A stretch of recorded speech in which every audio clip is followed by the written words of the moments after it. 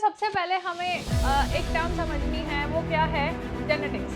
What is genetics? हम जो है मतलब अपने पेरेंट्स के बिल्कुल सिमिलर नहीं है ना?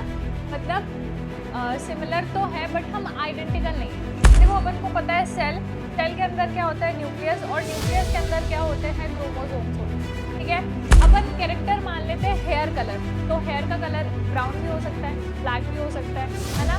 जैसे ब्लैक ब्राउन मिक्स भी हो सकता है। तो ये क्या हो गए? Hello and welcome back, students. Today we are going to begin a very interesting chapter of class 10th biology, that is heredity. Have you ever wondered why you look like your parents, or why siblings are similar but not identical, and how traits like height, eye color, dimples pass from one generation to the next? All these mysteries are explained by the heredity. Okay, so get ready to uncover the secrets behind who you are. Okay, so let's start the chapter. Okay, देखो सबसे पहले हमें एक term समझनी है, वो क्या है? जेनेटिक्स। What is genetics? ठीक है, जेनेटिक्स के अंदर देखो दो टर्म्स आ रही है ना? क्या है? फर्स्ट टर्म इज हेरिडिटी, और सेकेंड टर्म क्या है? वेरिएशन। ठीक है, study of heredity and variation is genetics. ठीक है, तो देखो हेरिडिटी क्या है? ठीक है, जेनेटिक्स को समझने के लिए पहले हमें हेरिडिटी और वेरिएशन को समझना पड़ेगा, है ना? क्या है हेरिडिटी?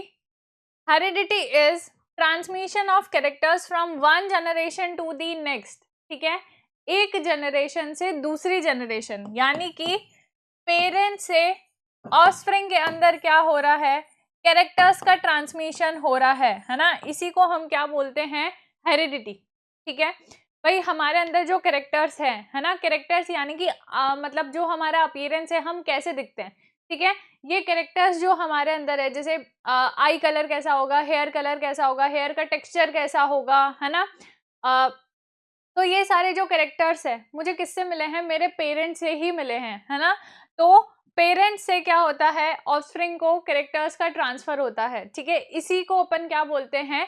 हेरिडिटी। ठीक है, अब देखो नेक्स्ट टर्म क्या है? वेरिएशन है। ठीक है, any differences between individual of the same species which can be caused by genetic differences or environmental factors. अब देखो वेरिएशन क्या है ना? अपन ने जब रिप्रोडक्शन वाला चैप्टर पढ़ा था तो उसमें भी अपन ने वेरिएशंस पढ़े थे। क्या थे वेरिएशंस? कि मतलब जैसे हम जो है मतलब अपने पेरेंट्स के बिल्कुल सिमिलर नहीं है ना? मतलब सिमिलर तो है बट हम आइडेंटिकल नहीं है। समझ रहे हो? देखो एक पेरेंट है, ठीक है, उनके दो बच्चे हैं। ठीक है, तो ये दोनों जो सिबलिंग्स हैं, है ना, ये सिबलिंग्स क्या होंगे? सिमिलर होंगे। ठीक है, मतलब दिखने में एक जैसे लगेंगे, ऐसे देख के बता सकते हैं कि हाँ ये उनके बच्चे हैं। ठीक है, पर ये आइडेंटिकल नहीं है। आइडेंटिकल यानी कि बिल्कुल सेम टू सेम नहीं है। समझ रहे हो? 100 आइडेंटिकल मीन्स तो हो गया 100% सेम। तो क्या ऐसा पॉसिबल है कि जो मेरा सिबलिंग है ना, यानी कि जो मेरी सिस्टर होगी, वो बिल्कुल 100% जो उसका अपीयरेंस है, उसके जो हैबिट है, सब कुछ बिल्कुल मेरे जैसा होगा। ठीक है, ऐसा सिर्फ हो सकता है मोनोजाइगोटिक ट्विंस के केस में। ठीक है, तो वो केस अलग है। बाकी कभी भी ऐसा नहीं होगा कि एक ही स्पीशीज का कोई इंडिविजुअल क्या हो? सेम हो। कुछ ना कुछ तो डिफरेंसेस होंगे। ठीक है, तो ये डिफरेंसेस ही क्या है? वेरिएशंस है। ठीक है, तो study of heredity and variation, यही क्या है? जेनेटिक। क्लियर है? ठीक है, अब देखो इनहेरिटेंस क्या है। ठीक है, अभी हमने बात करी कि जो कैरेक्टर्स है उनका ट्रांसमिशन हो रहा है from one generation to the next. ठीक है, तो द प्रोसेस, वो प्रोसेस जिसके थ्रू कैरेक्टर्स का ट्रांसमिशन हो रहा है, वो प्रोसेस क्या है? इनहेरिटेंस। ठीक है, कैरेक्टर्स का ट्रांसमिशन हो रहा है from one generation to next, ये तो क्या है? हेरिडिटी। ठीक है, और वो प्रोसेस जिसके थ्रू ट्रांसमिशन हो रहा है, वो क्या है? इनहेरिटेंस। ठीक है, तो ये चारों टर्म्स क्लियर है? Genetics, heredity, variation and inheritance. ठीक है, तो आप एक बार इसको देख लो। ओके, तो नेक्स्ट बात करते हैं। अपन को पता है सेल, सेल के अंदर क्या होता है, न्यूक्लियस, और न्यूक्लियस के अंदर क्या होते हैं, क्रोमोसोम्स होते हैं, ठीक है। क्रोमोसोम्स के ऊपर ही क्या प्रेजेंट होता है, या फिर जो क्रोमोसोम्स है वो किससे बने हैं, क्रोमोसोम्स किससे बने हैं, डीएनए से बने हैं, है ना। और डीएनए के ऊपर ही क्या है, जीन प्रेजेंट है, ठीक है। देखो अपन को पता है, अपन ने लास्ट चैप्टर में भी पढ़ा है कि जब सेल डिवाइड नहीं हो रहा है ना, तो उस टाइम पे न्यूक्लियस के अंदर ये थ्रेड लाइक स्ट्रक्चर्स प्रेजेंट होती है, इसे अपन क्या बोलते हैं, क्रोमेटिन बोलते हैं, है ना। बट जब सेल डिवाइड हो रहा है तो उस टाइम पे ये जो क्रोमेटिन है ना, ये क्रोमेटिन ही कंडेंस होके क्या बना लेते हैं, क्रोमोसोम्स बना लेते हैं, ठीक है। अब ये जो क्रोमेटिन है ये एक्चुअल में बना किससे, डीएनए से ही तो बना है, तो जो क्रोमोसोम है वो भी किससे बने होंगे, डीएनए से ही बने, ठीक है। तो जो अपना क्रोमोसोम है वो किससे बना है, डीएनए से बना है, ठीक है। और डीएनए के ऊपर क्या प्रेजेंट है, जीन्स प्रेजेंट है। देखो जीन्स क्या है, जीन्स क्या है, functional segment of DNA. Functional segment of DNA का क्या मतलब है, देखो अगर हम एक सेल की बात करें, है ना, तो एक सेल के अंदर जो डीएनए का लेंथ है ना, जैसे ह्यूमन बॉडी है, ह्यूमन बॉडी के अंदर मिलियंस ऑफ सेल है ना, तो अगर अपन एक सेल की बात कर रहे हैं तो उस एक सेल के अंदर जो डीएनए की लेंथ है ना वो कितनी है, 2.2 मीटर। एक सेल के अंदर जो डीएनए है उसकी लेंथ इतनी है, तो हमारी बॉडी के अंदर मिलियंस ऑफ सेल्स हैं, ठीक है। तो देखो अब ये जो डीएनए का इतना लंबा थ्रेड है ना, ये सारा का सारा क्या करता है भाई, देखो जो जीन है, अपन ने बात करी है सेक्सुअल रिप्रोडक्शन की, अगर अपन बात करें लास्ट चैप्टर में भी यही पढ़ा था कि जो डीएनए है उसी के पास सारी इंफॉर्मेशन है, और क्योंकि जो हमारा डीएनए है वो हमें किससे मिला है, हमारे पेरेंट्स से, ठीक है। तो इसलिए जो डीएनए के पास में इंफॉर्मेशन थी, हमारे पेरेंट्स के डीएनए में जो इंफॉर्मेशन थी वही हमारे पास आई है, ठीक है। इसलिए हम कैसे दिखते हैं, हमारे पेरेंट्स जैसे दिख रहे हैं, ठीक है। तो जो डीएनए है वो हमें कहाँ से मिला है, हमारे पेरेंट्स से ही मिला है, इसलिए डीएनए के ऊपर क्या प्रेजेंट है, जीन्स प्रेजेंट है, ठीक है। इन जीन्स के पास ही क्या है, वो इंफॉर्मेशन है, कैरेक्टर्स की इंफॉर्मेशन है, ठीक है। कैरेक्टर्स जैसे कि बालों का कलर कैसा होगा, आईज का कलर कैसा होगा, बालों का टेक्सचर कैसा होगा, ये सब क्या है, कैरेक्टर्स है, ठीक है। अब देखो एक चीज समझो कि डीएनए, डीएनए से क्या बनता है, आरएनए बनता है, और आरएनए से क्या बनता है, प्रोटीन बनता है, ठीक है। और ये जो प्रोटीन है ना, ये किसके लिए रिस्पॉन्सिबल है, कैरेक्टर्स के लिए, ठीक है। भाई जो हम दिख रहे हैं, आईज का कलर कैसा है, बालों का कलर कैसा है, ये सब क्या है, कैरेक्टर्स, ठीक है।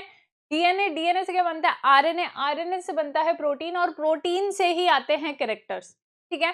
तो देखो डीएनए का जो 2.2 मीटर लॉन्ग थ्रेड है ना, ये सारा का सारा डीएनए प्रोटीन नहीं बनाता है, सिर्फ डीएनए का कुछ पोर्शन ही है जिसे हम क्या बोल रहे हैं, जीन, ठीक है।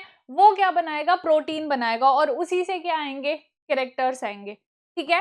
तो जो सारा का सारा डीएनए है वो कैरेक्टर्स के लिए कोड नहीं करता है, सिर्फ कुछ, है ना, डीएनए के कुछ सेगमेंट्स ही क्या करते हैं, कोड करते हैं कैरेक्टर्स के लिए, उन सेगमेंट्स को अपन क्या बोलेंगे, जीन बोलेंगे, ठीक है। तो जीन का कॉन्सेप्ट क्लियर है। देखो क्या है, क्रोमोसोम, ठीक है। क्रोमोसोम किससे बना है, डीएनए से बना है, डीएनए का जो थ्रेड है वो 2.2 मीटर लॉन्ग है, ठीक है। अब ये जो इतना बड़ा थ्रेड है ये सारा का सारा प्रोटीन नहीं बनाता है, सिर्फ डीएनए के कुछ ऐसे सेगमेंट्स है जो प्रोटीन बनाते हैं, और उन प्रोटीन से ही क्या आ रहे हैं, कैरेक्टर्स आ रहे हैं, ठीक है। तो उन सेगमेंट्स को अपन क्या बोल देंगे, जीन बोल, समझ गए। तो डीएनए, और डीएनए के ऊपर ही क्या है, जीन्स प्रेजेंट है, ठीक है। अब नेक्स्ट देखो कि इनहेरिटेड ट्रेट्स क्या होता है और एक्वायर्ड ट्रेट्स क्या होता है, ठीक है। इनहेरिटेड ट्रेट्स क्या है, देखो इनहेरिटेड, अभी हमने इनहेरिटेंस पढ़ा है, क्या है, process of transmission of characters from one generation to the next, ठीक है। तो इनहेरिटेड ट्रेट्स कौन सी हो जाएगी, देखो अभी हमने बात की है कैरेक्टर की, ठीक है। अपन एक कैरेक्टर मान लेते हैं, जैसे कि आई कलर मान लिया अपन ने, है ना, अपन ने मान लिया कि कैरेक्टर है आई कलर, ठीक है। अब देखो जो आई का कलर है वो तो कुछ भी हो सकता है, ब्लू भी हो सकता है, ब्लैक भी हो सकता है, ग्रीन भी हो सकता है ना, ब्राउन भी हो सकता है, कुछ भी हो सकता है। तो ये क्या हो गए, कैरेक्टर के ट्रेट्स। ठीक है भाई, आई का कलर कैसा है, आई का कलर क्या हो सकता है, ग्रीन भी हो सकता है, ठीक है, ब्राउन भी हो सकता है, ब्लैक भी हो सकता है, ब्लू भी हो सकता है। तो ये सब क्या है, ये क्या है, कैरेक्टर के ट्रेट्स हैं। समझ गए? ठीक है, कैरेक्टर तो क्या हो गया, आई का कलर। ठीक है, आई का कलर, अब इनमें से कोई भी आई कलर हो सकता है, तो ये क्या हो गए, ट्रेट्स हो गए। ठीक है, अपन कैरेक्टर मान लेते हैं हेयर कलर, तो हेयर का कलर ब्राउन भी हो सकता है, ब्लैक भी हो सकता है ना, ऐसे ब्लैक ब्राउन मिक्स भी हो सकता है। तो ये क्या हो गए, मतलब ट्रेट्स हो गए। समझ गए? अब देखो, इनहेरिटेड ट्रेट्स क्या है। ठीक है, इनहेरिटेड ट्रेट्स क्या है, वो ट्रेट्स जो हमें किससे मिले हैं, इनहेरिटेंस, यानी कि हमारे पेरेंट्स से हमें मिले हैं। ठीक है, ऐसे ट्रेट्स जो एक जनरेशन से दूसरी जनरेशन में ट्रांसफर होते हैं, वो क्या है, इनहेरिटेड ट्रेट्स है। ठीक है, अब देखो एक्वायर्ड ट्रेट्स क्या होते हैं। ठीक है, एक्वायर्ड ट्रेट्स वो होते हैं जो हमने अपनी लाइफ टाइम में सीखे हैं, है ना। जैसे देखो स्विमिंग, ठीक है, तो स्विमिंग करना मैंने अपनी लाइफ टाइम में सीखा है। समझ रहे हो? क्या जब मेरा बर्थ हुआ था तब मुझे स्विमिंग आती थी? ठीक है, मान लेते हैं कि जो मेरे पापा है वो स्विमर है। ठीक है, तो क्या मुझे बाय बर्थ स्विमिंग अपने आप से आ जाएगी? ऐसा नहीं होता है ना, मुझे सीखनी पड़ेगी तब मुझे आ जाएगी। ठीक है, दैट मीन्स स्विमिंग क्या है, एक्वायर्ड कैरेक्टर, यानी कि वो मुझे सीखना पड़ेगा। समझ रहे हो? नेक्स्ट अपन एग्जांपल ले लेते हैं पियर्सिंग का, ईयर पियर्सिंग और नोज पियर्सिंग। ठीक है, अगर मेरी मदर ने अपनी ईयर की पियर्सिंग करवा रखी है, ठीक है, तो जब मेरा बर्थ होगा, क्या मेरा जो ईयर है वो ऑलरेडी उसमें होल होगा, यानी कि वो पियर्स्ड होगा? नहीं होगा ना ऐसा। ठीक है, वो क्या मुझे करवाना पड़ेगा, है ना। तो ये क्या है, एक्वायर्ड ट्रेट है, यानी कि जो मैं अपनी लाइफ में सीख रही हूँ वो क्या है, एक्वायर्ड कैरेक्टर है ना। These traits are neither inherited nor transmitted to the next generation. Acquired characters का next generation में transmission नहीं होता है। ठीक है, These traits are inherited from parents during the reproduction. अब अपन को पता है कि अपन ने reproduction वाला चैप्टर पढ़ रखा है ना। Reproduction यानी कि क्या होगा, जो स्पर्म है ना, और जो ओवम है, उनके मिलने से क्या बनता है, जाइगोट बनता है। ठीक है, अब इस जाइगोट के अंदर मेल वाले क्रोमोसोम्स भी होंगे और फीमेल वाले क्रोमोसोम्स भी होंगे, यानी कि जो जाइगोट बना है उसके अंदर दोनों के कैरेक्टर्स आ रहे हैं।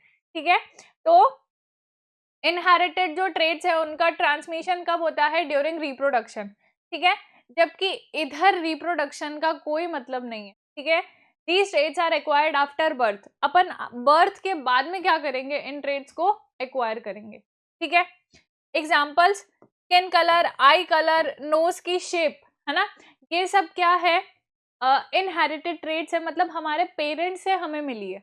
ठीक है, एक्वायर्ड ट्रेट्स क्या है, पियर्सिंग ऑफ ईयर, ठीक है, पियर्सिंग ऑफ ईयर और नोज, एक्वायरिंग वेट, है ना। जब बर्थ हुआ था, ठीक है, तब तो कोई इंडिविजुअल है वो मतलब सही था उसका वेट बिल्कुल। ठीक है, अब धीरे धीरे क्या कर लिया वो, मतलब उसे फास्ट फूड खाना और जंक फूड खाना बहुत अच्छा लगता है। ठीक है, खाना खाना उसे बहुत अच्छा लगता है, तो ऐसे धीरे धीरे करके उसका क्या हो गया, वेट पुट ऑन हो गया। ठीक है, यानी कि ये जो वेट गेन वाला है ये कैसा है, एक्वायर्ड कैरेक्टर है। ठीक है, क्या ऐसा होता है कि जैसे फादर है वो मतलब मोटे हैं, ठीक है, तो उनका जो मतलब बेबी हो रहा है वो भी पहले से ही मोटा होगा, ऐसा नहीं होता है ना, हमें पता है। ठीक है, तो ये भी कैसा है, acquired character. Acquiring knowledge and driving skills, ठीक है, ड्राइविंग करना भी मुझे अपनी लाइफ में सीखना पड़ेगा। ऐसे नहीं है कि मुझे अपने आप से भाई स्कूटी चलानी आती है बाय बर्थ, है ना, मुझे अपने आप से चलानी आती है, या अपने आप से मुझे कार चलानी आती है ना, ऐसा नहीं होता है, हमें सीखना पड़ता है। तो जो हमें सीखना पड़ रहा है वो क्या है, एक्वायर्ड ट्रेट है, या फिर जो हमें अपनी लाइफ टाइम के करना पड़ रहा है, जैसे कि हमें पियर्सिंग करवानी पड़ रही है। ठीक है, तो वो किसके अंदर आ जाएगा, एक्वायर्ड ट्रेट के अंदर। ठीक है, तो students just have a look at this slide. Okay, अब नेक्स्ट इसके बाद में बात करते हैं अपन मेंडल। देखो जेनेटिक्स की बात करें और मेंडल का नाम ना आए तो ऐसा पॉसिबल ही नहीं है, ठीक है, क्योंकि जो मेंडल है उनको अपन क्या बोलते हैं, फादर ऑफ जेनेटिक्स, ठीक है, क्या बोलते हैं, फादर ऑफ जेनेटिक्स, ठीक है। अभी के लिए बस इतना ध्यान रखो कि जो मेंडल है ना, उन्होंने क्या किए थे, जेनेटिक्स के बहुत सारे एक्सपेरिमेंट्स किए थे, ठीक है, और वो एक्सपेरिमेंट्स किस पे किए थे, जो अपना पी प्लांट है ना, मटर, ठीक है, उस पे किए थे, ठीक है। ये जो सारे पॉइंट्स है अपन डिस्कस करेंगे एक एक करके, मतलब बाद में करेंगे, ठीक है। पहले अपन कुछ इंपॉर्टेंट टर्म्स की बात कर लेते हैं। सबसे पहले देखो क्या है, क्रोमोसोम, है ना। क्रोमोसोम अपन को पता है क्या है, thread like structure in the cell nucleus that carry a DNA, ठीक है। अब देखो हैप्लॉइड और डिप्लॉइड क्या है, ठीक है। डिप्लॉइड का मीन्स क्या है,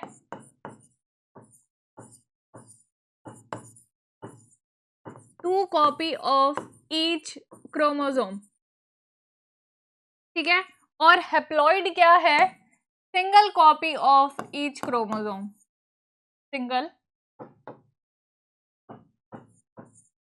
single copy of each chromosome, ठीक है। देखो ह्यूमंस के अंदर अपन को अगर अपन बात करें तो अपन को पता है कितने क्रोमोसोम्स प्रेजेंट है, 23 पेयर्स ऑफ क्रोमोसोम्स है, यानी कि 46 क्रोमोसोम है ना, 23 पेयर्स है, ठीक है। तो देखो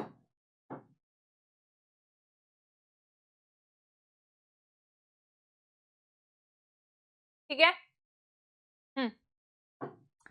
ये अपन बात कर रहे हैं क्रोमोसोम्स की।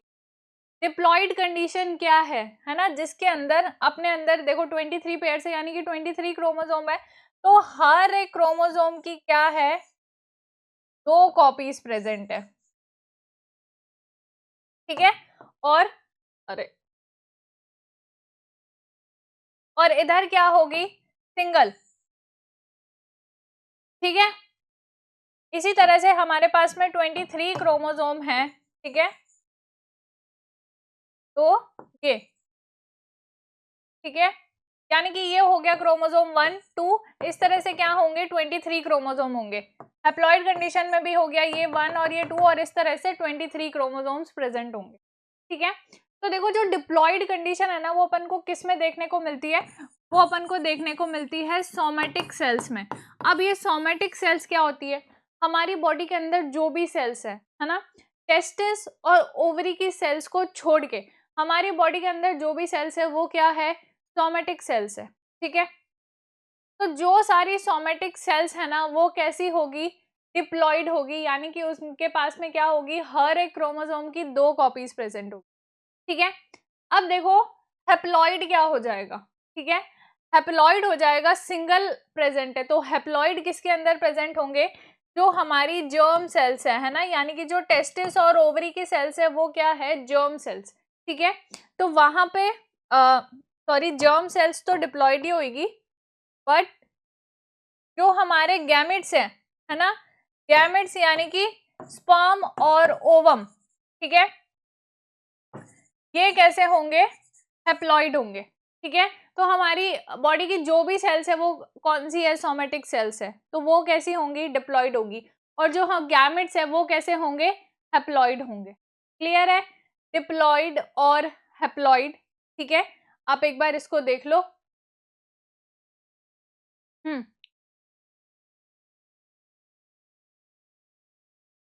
सिंगल कॉपी होगी ना, तो ये सिंगल कॉपी है, ठीक है, 1 और 2।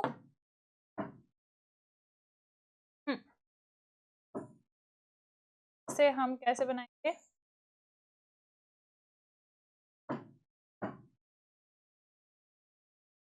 ठीक है, इस तरह से 23 क्रोमोसोम है, तो ये भी 1 है, ये भी 1 है, ये भी 2 है और ये भी 2 है, ठीक है।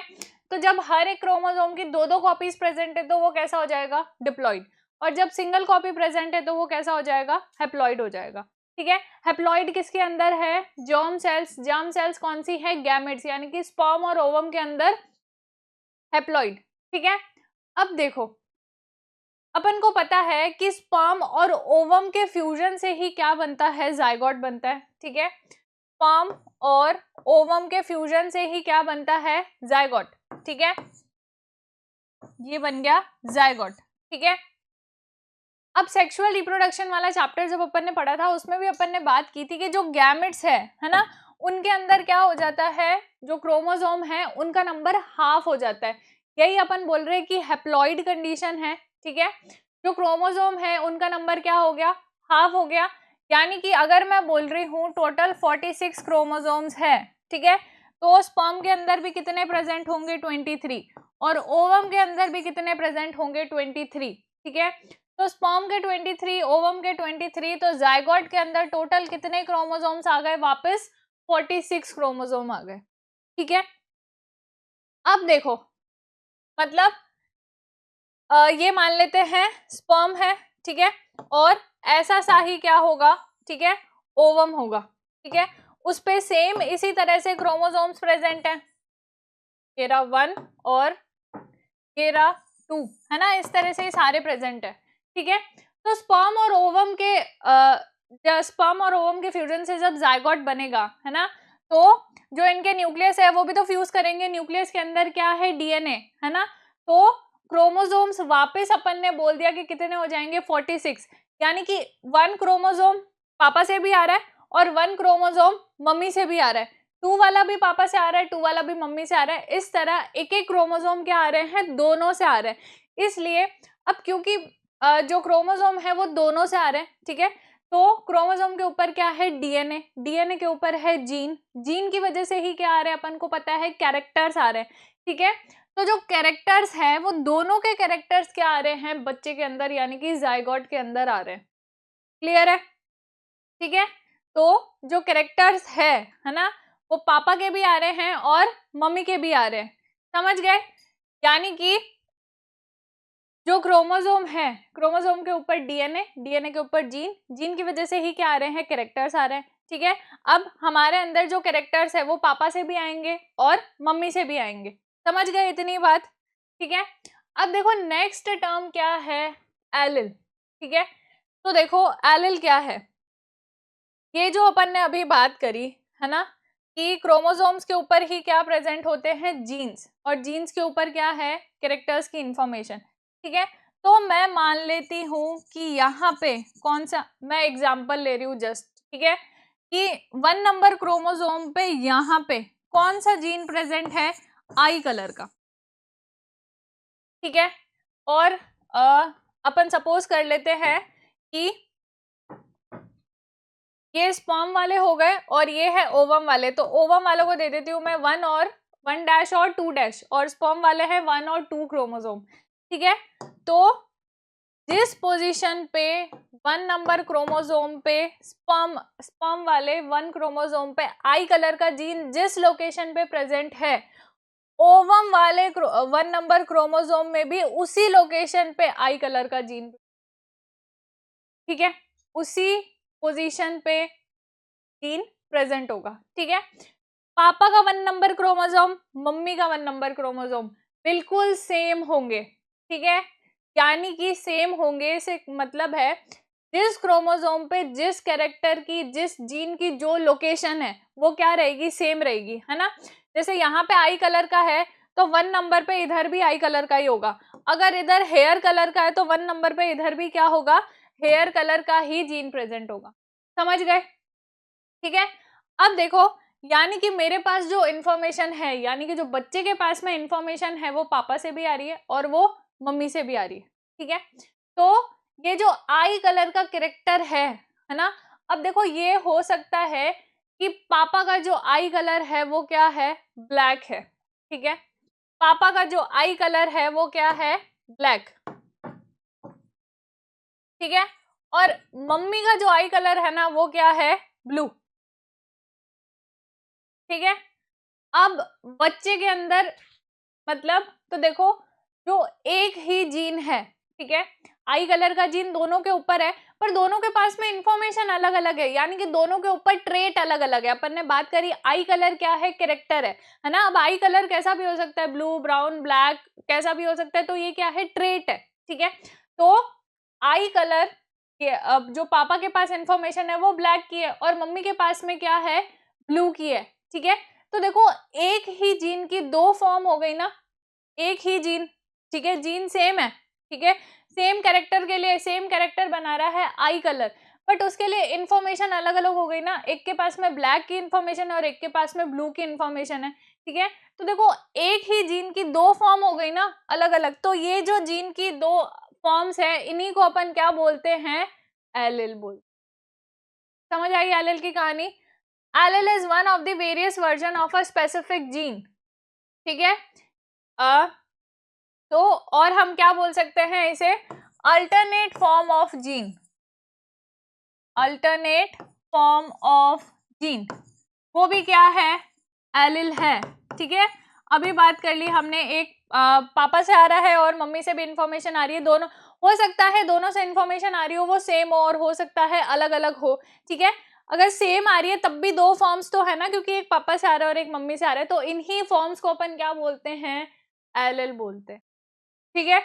अब जैसे इसमें जैसे हाइट मेंशन कर रखा है, ठीक है, तो देखो जो हाइट है हो सकता है वो टॉल हो सकता है वो ड्वार्फ हो, ठीक है। प्लांट हाइट की अपन बात करें तो हो सकता है जो प्लांट है वो टॉल है और हो सकता है जो प्लांट है वो ड्वार्फ है, ठीक है।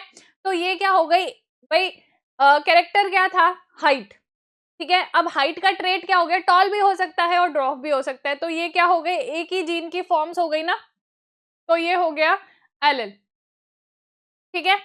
अब देखो जो एलिल है वो दो टाइप के हैं, डोमिनेंट एलिल और रिसेसिव एलिल, ठीक है। डोमिनेंट एलिल क्या है, a dominant allele indicated by the capital letter.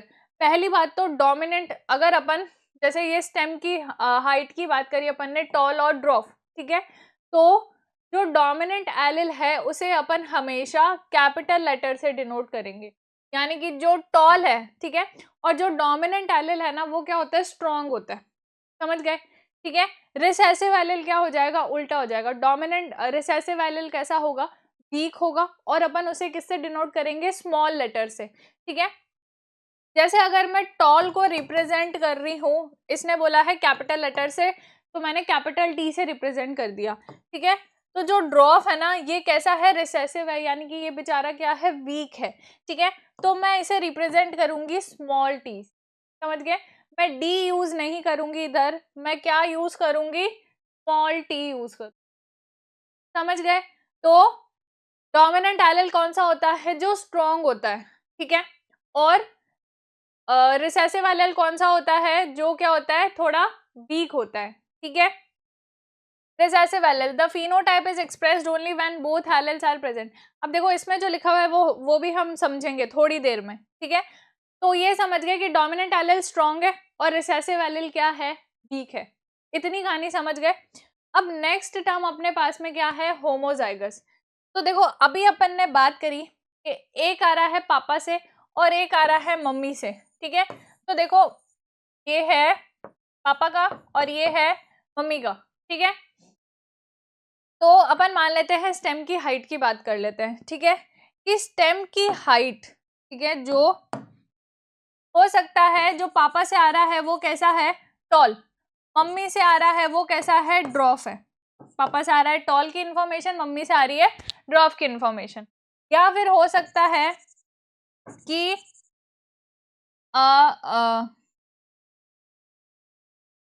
पापा से आ रही है ड्वार्फ की इंफॉर्मेशन और मम्मी से आ रही है टॉल की इंफॉर्मेशन।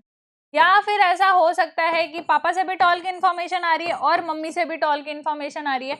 या फिर क्या हो सकता है कि मम्मी से पापा से भी ड्वार्फ की इंफॉर्मेशन और मम्मी से भी ड्वार्फ की इंफॉर्मेशन, समझ गए। यानी कि ये देखो कितने सारे कॉम्बिनेशंस पॉसिबल है, ठीक है। तो देखो पहले बात करते हैं जब पापा से भी कैपिटल टी आ रहा है और मम्मी से भी कैपिटल टी आ रहा है, ठीक है, तब क्या होगा।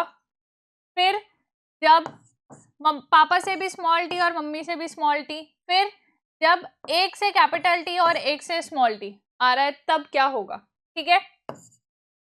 तीनों ही केस अपन डिस्कस कर लेते हैं, ठीक है।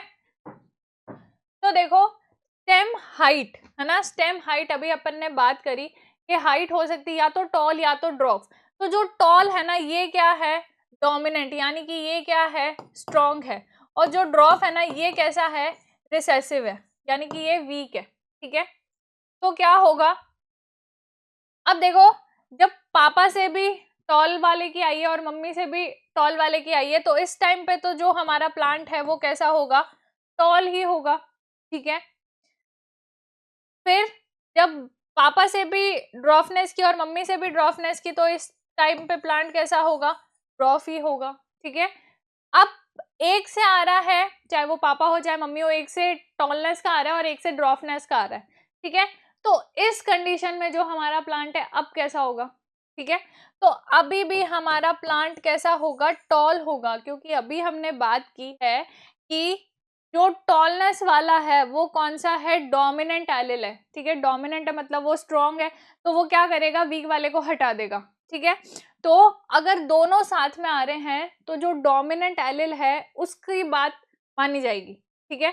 तो प्लांट कैसा हो जाएगा, टॉल, समझ गए। अब देखो नेक्स्ट हम बात करते हैं कि जब कैपिटल टी साथ में आ रहे हैं, है ना, तो ये दोनों दोनों जो है सेम है ना दोनों सेम है। जब दोनों सेम होते हैं तो इसे हम क्या बोलते हैं, होमोजाइगस कंडीशन, ठीक है। एक तो दोनों सेम है ना, और दोनों ही क्या है, डोमिनेंट है, डोमिनेंट वाले है ना एलिल दोनों, तो इसे मैं क्या बोलूंगी, होमोजाइगस डोमिनेंट है ये तो, ठीक है।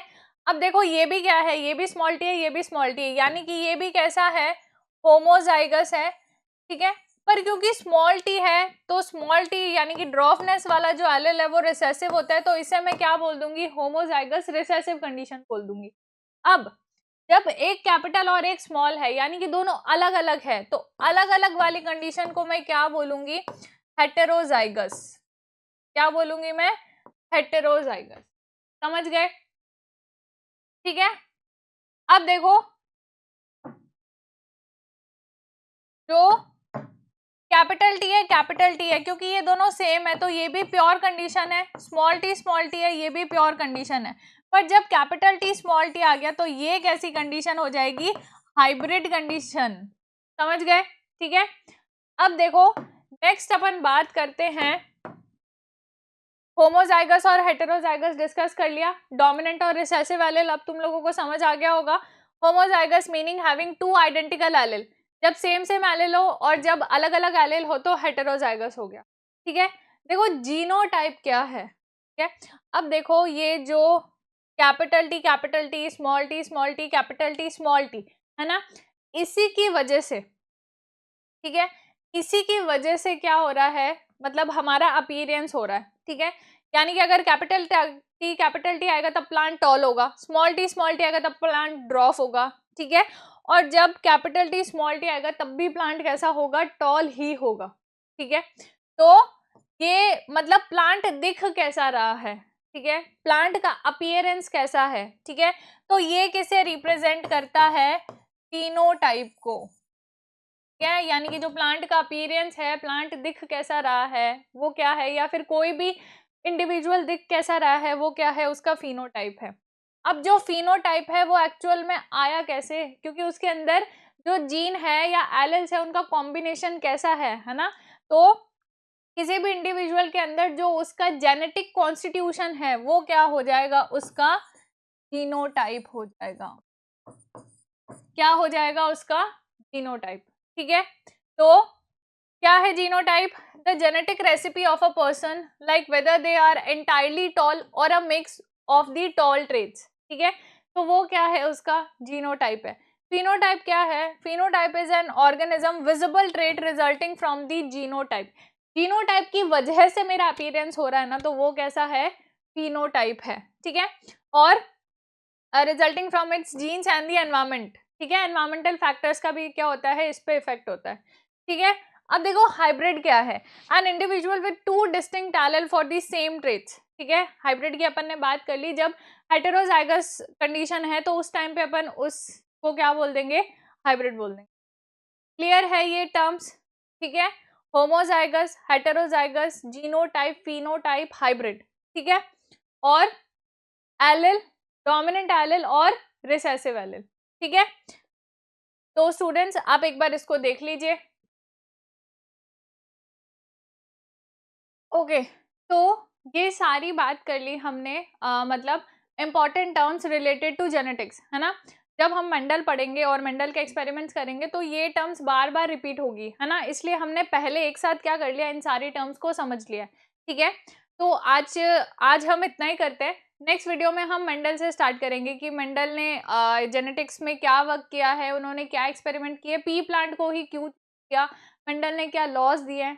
ठीक है, तो आई होप स्टूडेंट्स आपको आज का वीडियो लेक्चर अच्छा लगा होगा एंड समझ आया होगा। Stay tuned for the next part. Till then, thank you and keep learning.